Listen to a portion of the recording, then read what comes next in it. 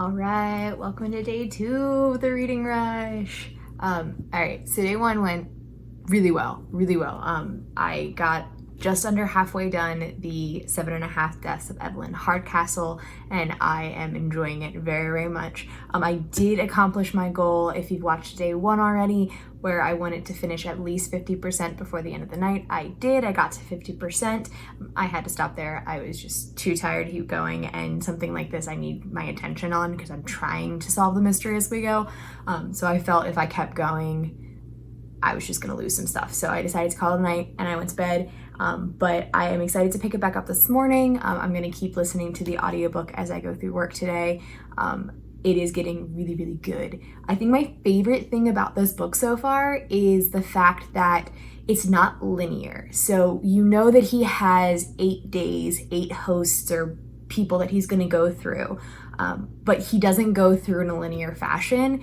There's a clause that if he falls asleep or if the person he's with passes out or something like that, loses consciousness in any way, he'll get kicked into a different body. And then he gets jumped around. So he doesn't always end up in the next host. He may go back to a different host and things like that. So it's interesting that it's not linear, which I think for the reader, it makes it more of a mystery what's going on because you're experiencing it the same way that the character is experiencing it. So it's not one of those, oh, well, I know what's going on because I'm seeing it in a linear fashion and I can piece all the pieces together. Why hasn't the character done that yet? You're just as confused as he is about certain things because you're finding it out as he finds it out. And so it feels like you're the one trying to solve the mystery. So I really like that element. I think it's pretty interesting. So I'm excited to see where it goes.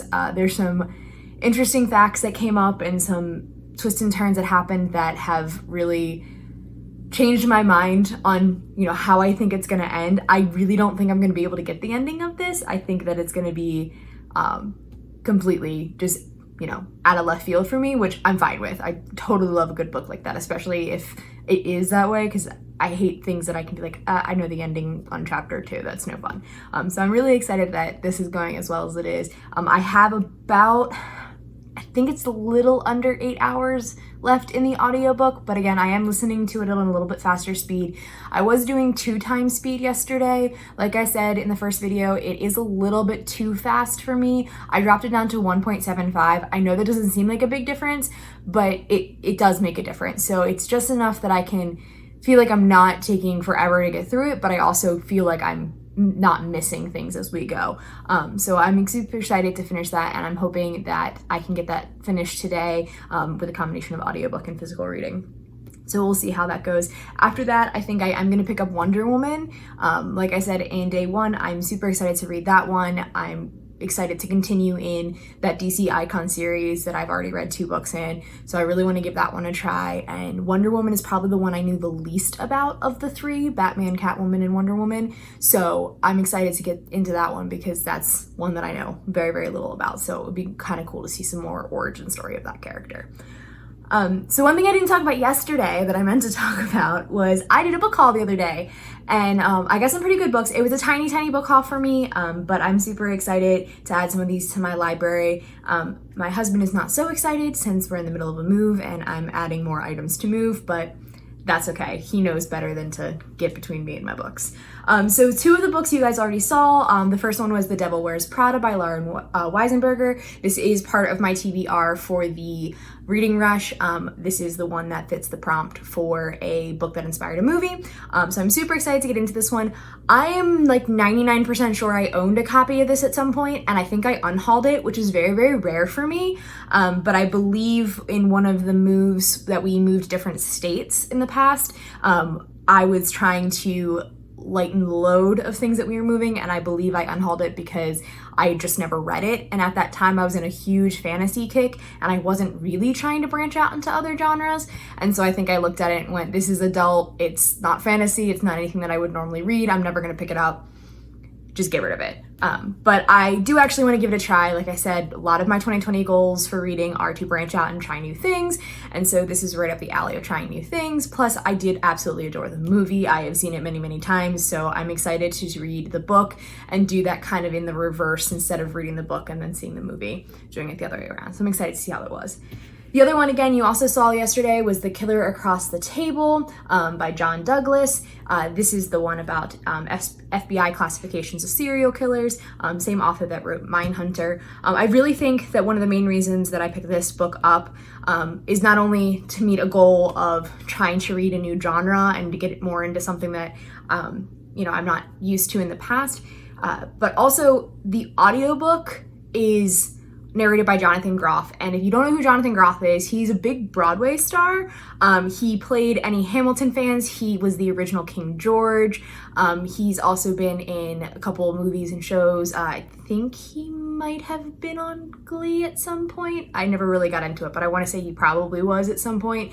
And then I think he also was, he was in Smash, the NBC show Smash about Broadway stuff. I think he did some stuff on that as well too. But again, I don't know his full acting history, but I do adore him as a Broadway actor, and I do like his voice. I think his voice is very calming. And if you have seen Mindhunters on Netflix, he does do a very good job in that role with, you know, being an FBI agent, categorizing serial killers and things like that. So I am excited to get into the audiobook for that, but I also am a huge junkie for physical books. So even though I got it mainly for the audiobook, I do want to sit down and physically read it as well too, because I just enjoy having the page in front of me. So it'll always be good to have that as well too. So then the next one I got was I finally got my hands on The Ballad of Songbird and Snakes by Suzanne Collins.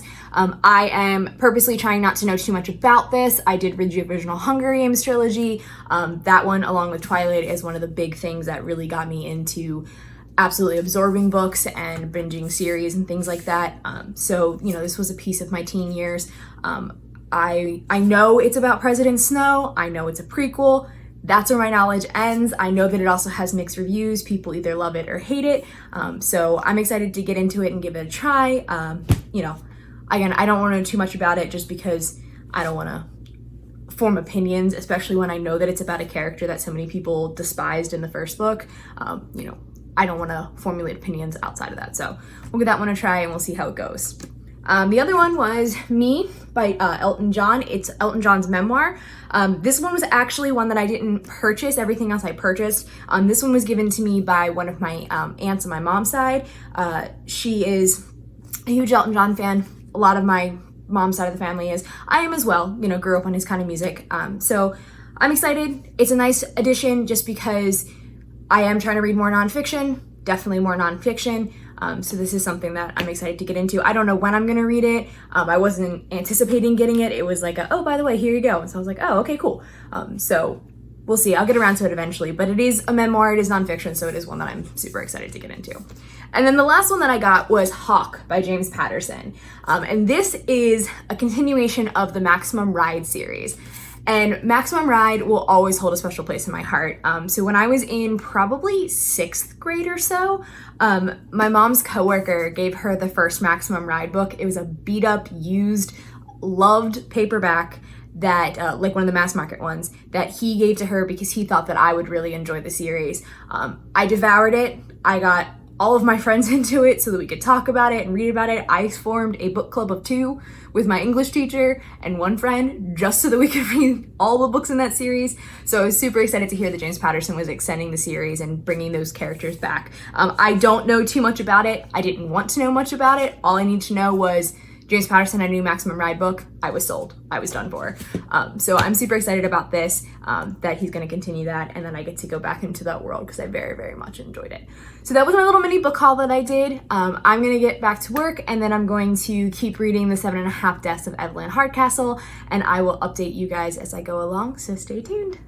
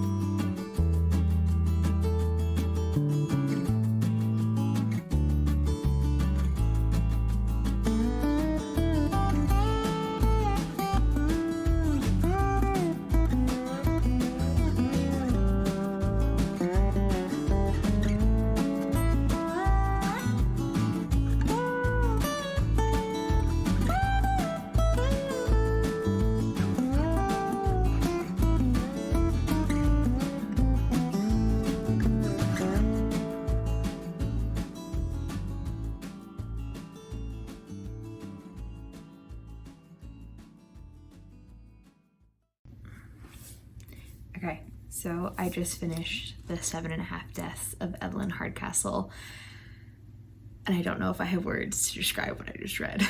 5-star read. This was phenomenal.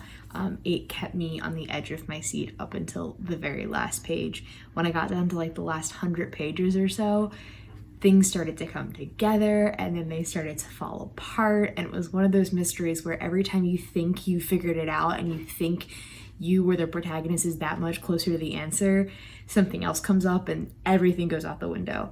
But it was so well done, and it didn't ever feel like, when are we gonna get there? Why is nothing mattering? It was really well done. I wanted to know more. I wanted to piece it together. And I was surprised by how much I had pieced together by the end, but I was also surprised by how much I hadn't pieced together. And there were some things that the author purposely didn't make very obvious, which I really liked. So there were some things I was like, yeah, this is in your face. This is the case. There was other things where it wasn't such the case, but I really did enjoy that. It was such a good balance, and it really was enough to make you feel like you were not finding the answer right away, but also not so confused that you weren't enjoying it. I think one of my favorite aspects of this book, though, is the main character, Aiden, as he goes through each different, they call him host, so each different person, he starts to slowly lose himself, so lose Aiden, the more he's in hosts. The more days he goes through, the more he starts to lose himself, and the hosts can take over in the sense that the host's instincts and drives and feelings can overtake Aiden himself. So he may be walking down the hallway and the host will see someone that he knows, and that person sparks a feeling of joy or anger, and the host's feeling is so strong that it overtakes Aiden's ability to think and control the host, which was really interesting. So it wasn't just him waking up in someone else's body. He could utilize their memories and their knowledge and things like that, which really helped out with trying to solve this whole mystery. It really kind of added a different element to it as well. So this was phenomenal. I highly recommend it. Even the length didn't seem that daunting. I mean, again, I listened to it mainly on audiobook. I don't know why I struggle to say that so much.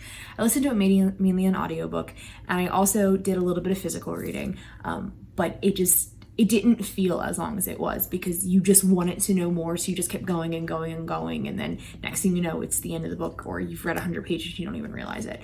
So I really enjoyed this. I highly recommend anybody that's looking for a good mystery, if they're looking for a good book that they can dive into and really get involved in, I highly recommend this. Again, definitely a 5-star read. So I'm really excited that I started with that. That is a great start to the reading rush. 2 days in, I've already finished a book, and it was the longest book on my TBR, so I'm super excited that I was able to do that. So I think for the rest of the night, I'm going to start Wonder Woman Warbringer, and then I'm going to continue this into tomorrow. I also have the audiobook for this as well, so I can use the audiobook tomorrow while I'm at work. So I think that's what I'm going to do for the rest of this. I'm super excited that I finished that book and that it was as good as it was. I'm hoping that the rest of the books on my TBR are also this good. So I will update you guys tomorrow. See you then.